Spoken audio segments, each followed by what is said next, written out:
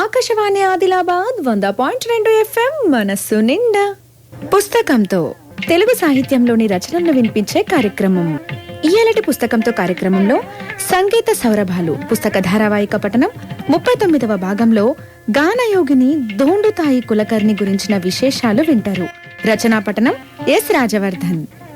సంగీతానికి మూలమైనటువంటి నాద ప్రసక్తితో మొదలుకొని హిందుస్థానీ శాస్త్రీయ సంగీతాన్ని పరిచయం చేస్తూ ఎందరో మంది సంగీత విద్వాంసుల జీవిత విశేషాలను పొందుపరిచిన పుస్తకమే సంగీత సౌరభాలు. మరి ఇయ్యాలటి సంగీత సౌరభాలు పుస్తక ధారావాహిక పఠనంలో 39వ భాగంలో గానయోగిని దోండుతాయి కులకర్ణి గురించిన విశేషాలు వింటారు.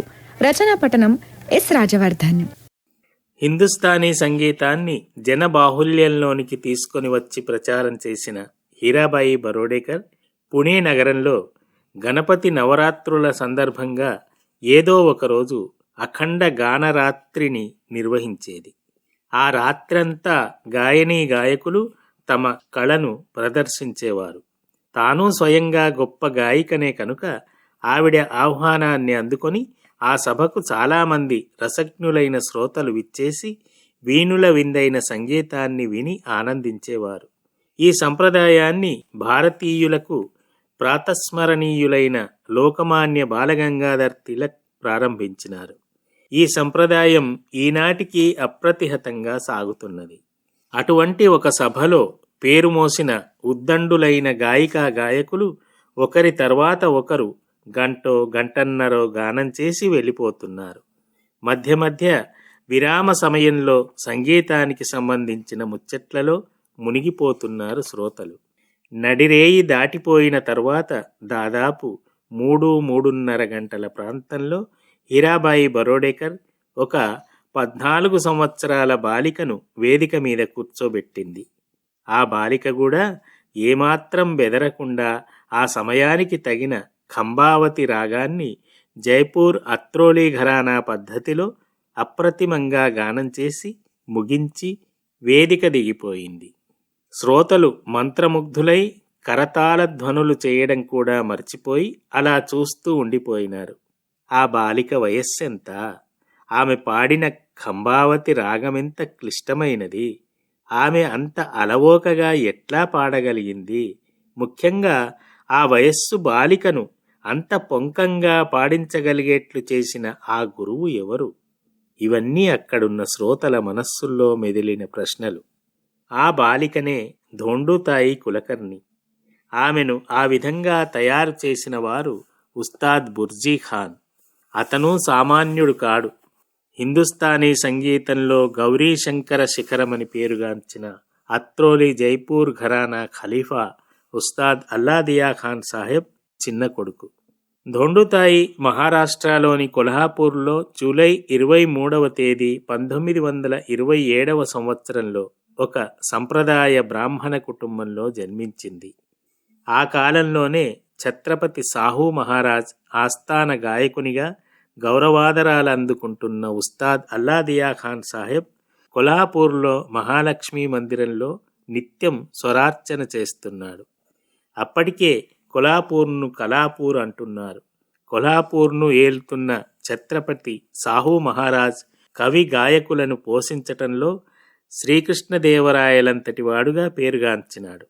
రాజస్థాన్ నుండి వేంచేసిన ఉస్తాద్ అల్లాదియా ఖాన్ సాహెబ్ తమ అత్రోలి జైపూర్ ఘరానా మాధుర్యాన్ని మహారాష్ట్ర శ్రోతలకు తనివితీరా వినిపిస్తున్నాడు. కొల్హాపూర్లో అటువంటి సంగీతమయ వాతావరణంలో తమను తాము మైమరచి సంగీతామృతాన్ని గ్రోలే సగటు శ్రోతలెందరో. అటువంటి వారిలో గణపతిరావు కులకర్ణి ఒకరు. ఎక్కడ సంగీత సభ జరిగినా అందరికంటే ముందు అక్కడికి చేరుకొని సభ పూర్తిగా విని పారవశ్యంతో ఇంటికి చేరుకునేవాడు. స్వయంగా తాను సంగీతం నేర్చుకోలేకపోయినా తన కుమార్తెను సంగీత విద్వాంసురాలిని చేయాలనే కోరిక మాత్రం అతనికి ఉండిపోయింది. ప్రతి సంగీత సభకు తనతో పాటు తన చిన్నారి కూతురు దోండుతాయిని కూడా తీసుకుని వెళ్ళి తన పక్కన కూర్చోబెట్టుకునేవాడు. ఆ పాప కూడా బుద్ధిగా కూర్చొని సంగీతాన్ని ఆశాంతం విని ఆనందించేది. మెల్లిమెల్లిగా ఆమెకు సంగీతం పట్ల ఆసక్తి పెరుగుతూ పోయింది. ఆ సంగీతం ఆ పాపకు అర్థం కాకపోయినా పాడిన వారిని అనుకరిస్తూ పాడేది. తరచుగా ఈ దృశ్యాన్ని గమనిస్తున్న ఉస్తాద్ అల్లాదియా ఖాన్ సాహెబ్ ఒకసారి ఆ బాలికను దగ్గరికి పిలిచి తన వద్ద కూర్చోబెట్టుకొని, ఏది, ఒక్కసారి పాడమ్మా అని అడిగినాడట. అతడెంతటి గొప్ప గాయకుడో ఆమెకు తెలియదు కదా. వెంటనే కంఠమెత్తి నిర్భయంగా పాడిందట. ఈ అమ్మాయి సంగీతం నేర్చుకుంటే మన ఘరానా సంగీతానికి వారసురాలవుతుంది అని తన కుమారుడు బుర్జీఖాన్ వైపు చూస్తూ దీవించినాడట. గణపతిరావు కులకర్ణికి ఏనుగెక్కినంత సంతోషం కలిగింది. తాను తన కూతురు కలిసి ఖాన్ సాహెబ్కు పాదాభివందనం చేసి ఆనందంగా ఇంటికి వెళ్ళిపోయినాడు. ఉస్తాద్ వాక్యం అక్షరాలా సత్యమై ఆ తర్వాతి కాలంలో ఈనాటికి దోండూతాయి అత్రోలి జైపూర్ ఘరానాకు వారసురాలిగా మిగిలిపోయింది. చెడ్డ పనికి అడ్డంకులెక్కడా ఉండవు, కానీ మంచి పనికి అడుగడుగునా అవాంతరాలే ఏర్పడతాయి. సనాతన బ్రాహ్మణ కుటుంబంలో జన్మించిన దోండూతాయికి సంగీతం నేర్పించడమేమిటని తొలుత ఆమె తల్లే వ్యతిరేకించింది.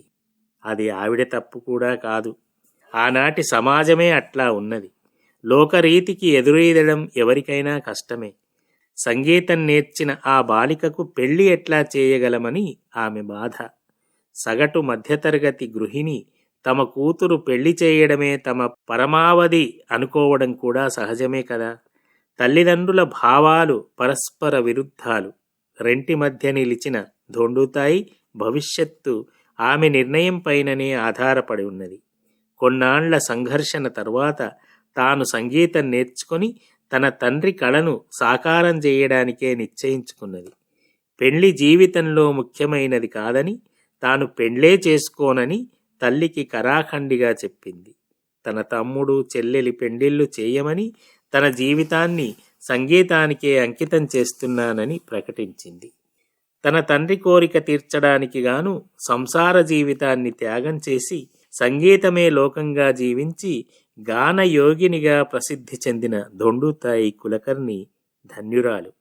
ఇక దొండూతాయికి సంగీతం నేర్పించాలనే కోరికతో గణపతిరావు కులకర్ణి నిశ్చయించుకున్నాడు. అది అత్రోలి జైపూర్ ఘరానా సంగీతమే కావాలని అతని కోరిక.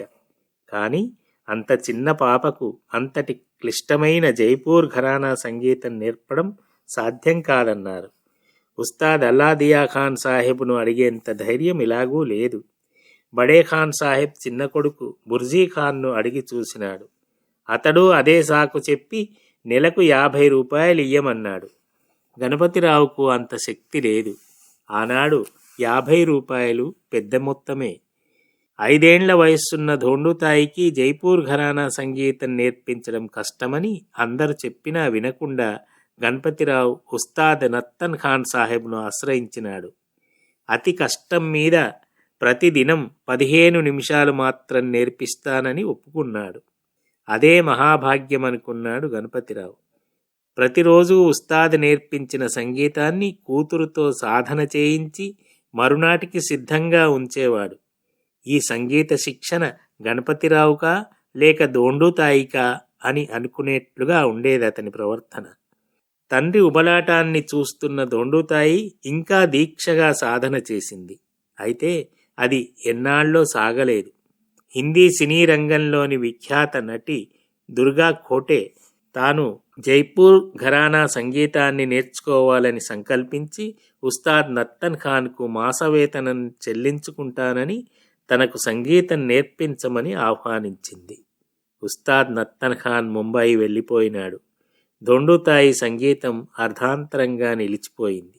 ఈ నత్తన్ ఖాన్ ఉస్తాద్ అల్లాదియా ఖాన్ సాహెబ్ సోదరపుత్రుడేగాక దత్తపుత్రుడు కూడా. ఉస్తాద్ అల్లాదియా ఖాన్ సాహెబ్ వద్ద ఆ ఘరానా సంగీతాన్ని సాకల్యంగా నేర్చి ఉస్తాదైనాడు. మళ్ళీ దొండూతాయి కథ మొదటికి వచ్చింది. ఆమె అదృష్టం బాగున్నదనుకోవాలో లేక గురువుల దీవెనలు ఫలించాయనుకోవాలో తెలియదు, కానీ ఒకనాడు బుర్జీ ఖాన్ స్వయంగా గణపతిరావు ఇంటికి వచ్చి, నీవేమిచ్చినా ఇయ్యకపోయినా నీ కూతురుకు మా ఘరానా సంగీతం నేర్పుతానని మాట ఇచ్చినాడు. సంతోషంతో గణపతిరావు గురు రుణం ఉంచుకోనని నెలకు 10 రూపాయలు గురుదక్షిణ సమర్పించుకుంటానని ఒప్పుకున్నాడు. అప్పుడు ధోండుతాయికి 13 ఏండ్ల ప్రాయం. ఆమె వయస్సును, గ్రహణ శక్తిని బేరీజు వేసుకుంటూ ముందుగా ముల్తానీ, పూర్వీ రాగాలను నేర్పినాడు. బుర్జీఖాన్ నేర్పిన 3వ రాగం ఖంబావతి. ఈ రాగాన్ని పాడి ఆనాటి సభను ధోండుతాయి గెలుచుకున్నదని చెప్పుకున్నాం. ఉస్తాద్ అల్లాదియా ఖాన్ సాహెబ్ను అందరూ బడే ఖాన్ సాహెబ్ అనేవారు. అతని మనుమడు బాబా. అతని అసలు పేరు అజీజుద్దీన్ ఖాన్. ఇతను కూడా తమ ఘరానా సంగీతాన్ని సాకల్యంగా నేర్చినాడు, కానీ ఎక్కడా కచేరీలు చెయ్యలేదు. శిష్యులకు నేర్పేవాడు.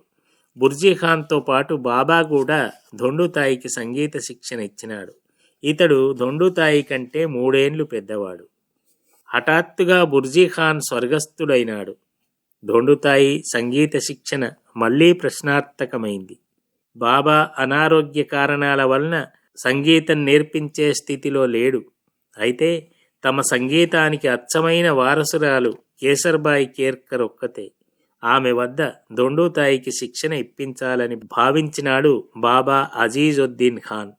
కానీ అది అసాధ్యం. ఆమె ఎవరికీ తన సంగీతాన్ని నేర్పదు.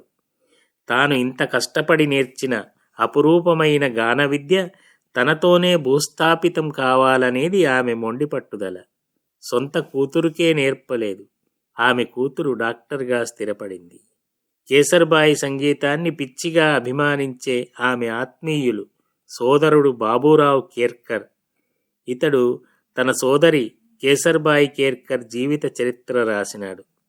వీళ్ళందరూ ఆమె సంగీతం ఆమె తర్వాత ఇంకెవరైనా పొందాలని ప్రాధేయపడగా ఒప్పుకున్న కేసర్బాయి కేర్కర్ అర్హత గల వారికి తమ సంగీతాన్ని నేర్పగలనని లోక్మత్ అనే మరాఠీ పత్రికలో ఒక ప్రకటన ఇచ్చింది.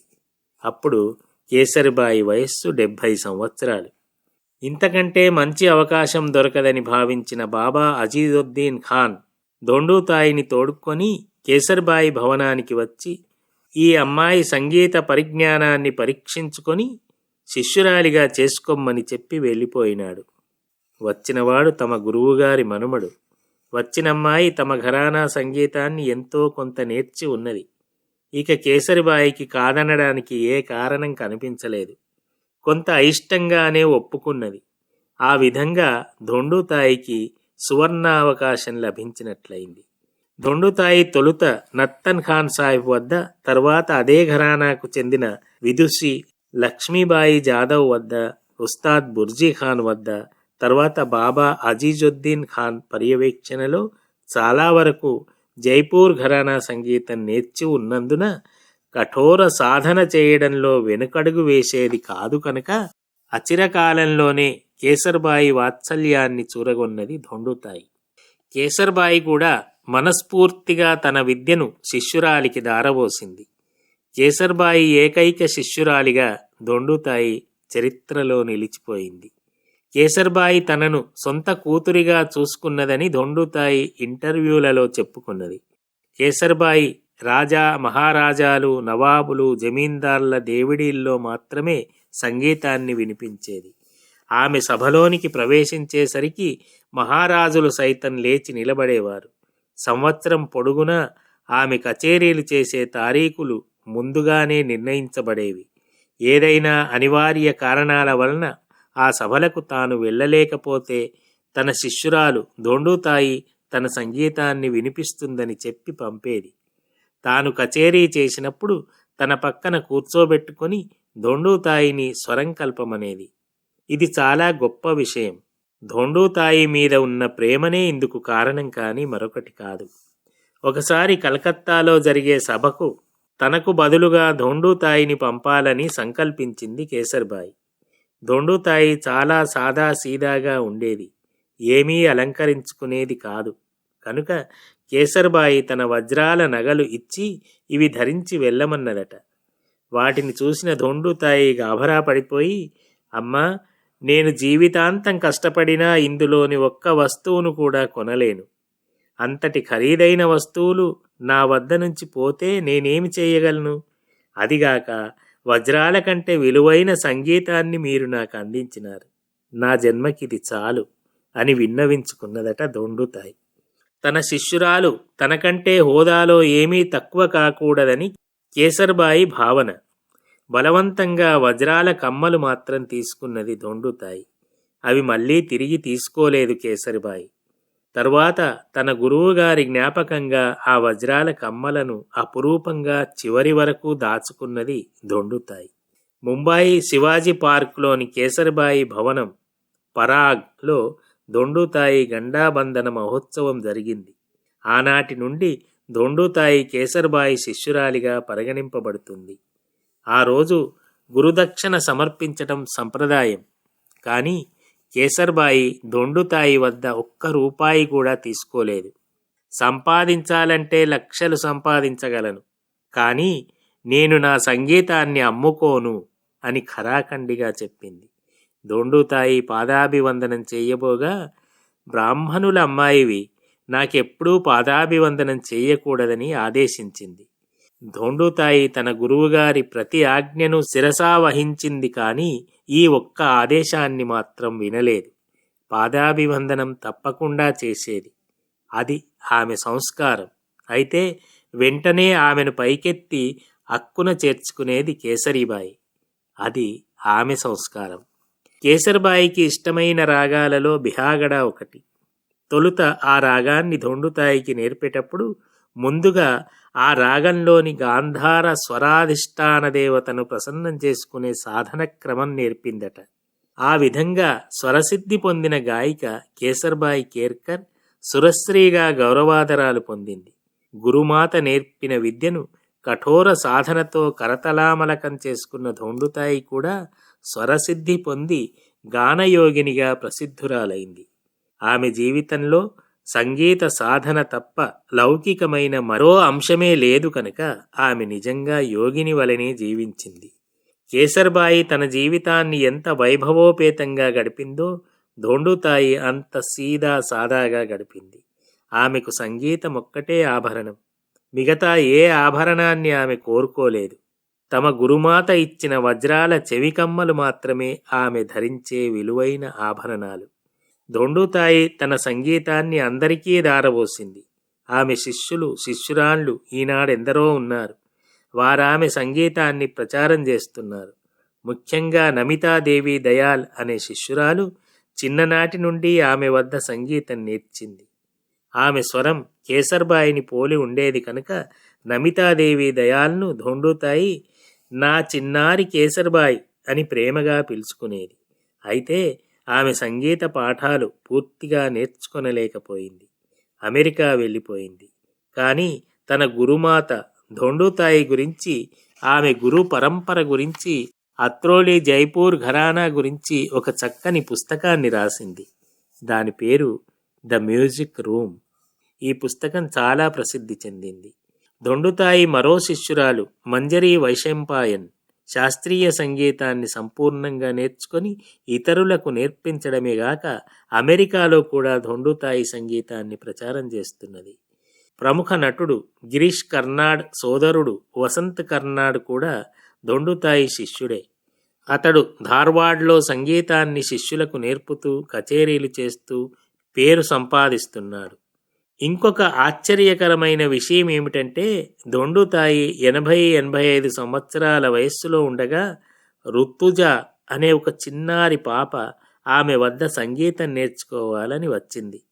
వెంటనే ఆమెకు 90 సంవత్సరాల ఉస్తాద్ అల్లాదియా ఖాన్ సాహెబ్ 5 సంవత్సరాల వయసున్న తనను దగ్గరికి తీసుకుని దీవించిన దృశ్యం యాదికి వచ్చిందట. ఎంత కాకతాళీయం! రుతుజ కూడా దొండుతాయి సంగీతాన్ని చక్కగా నేర్చుకునేదట. తన వంటి సంగీత పిపాస గలవారు, తనలాగా కఠోర సాధన చేయగలవారు ఈనాడు లేరు. కానీ నేర్చింది కొంతైనా చక్కగా నేర్చుకుంటున్నారని, తన విద్యార్థులే తన సంతానమని భావిస్తానని చెప్పుకునేది. అర్ధరాత్రి ఏ అవసరమొచ్చినా తన విద్యార్థులు తన వద్దకు పరిగెత్తుకొని వస్తారని చెప్పుకునేది. తన సోదరి సోదరుల సంతానాన్ని తన సంతానం వలనే ప్రేమించింది దొండుతాయి. ఈనాటి యువతకు అనుకూలంగా ఉండాలని తన సంగీతాన్ని ఒక క్రమ పద్ధతిలో నేర్పాలని భావించింది. ఒక విద్యార్థికి 4 రాగాలు నేర్పి మరో విద్యార్థికి మరో 4 రాగాలు నేర్పేది. ఆ విధంగా ఒకరికి నేర్పిన రాగాలను మరొకరికి నేర్పేది కాదు.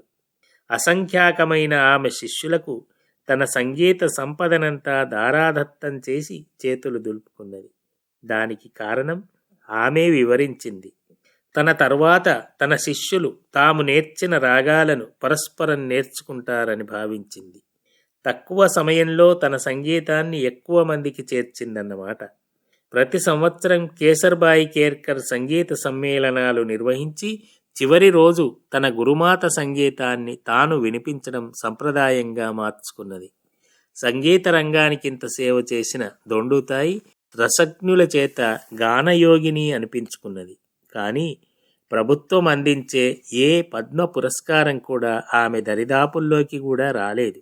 కానీ 1990వ సంవత్సరంలో సంగీత నాటక అకాడమీ పురస్కారాన్ని అందించి గౌరవించింది దొండుతాయిని.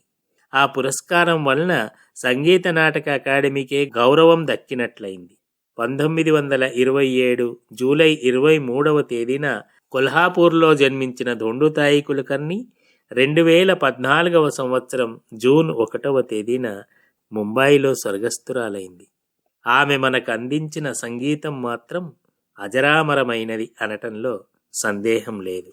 ఇప్పటివరకు మీరు సంగీత సౌరభాలు పుస్తక ధారావాహిక పఠనం 39వ భాగంలో గానయోగిని దొండుతాయి కులకర్ణి గురించిన విశేషాలు విన్నారు.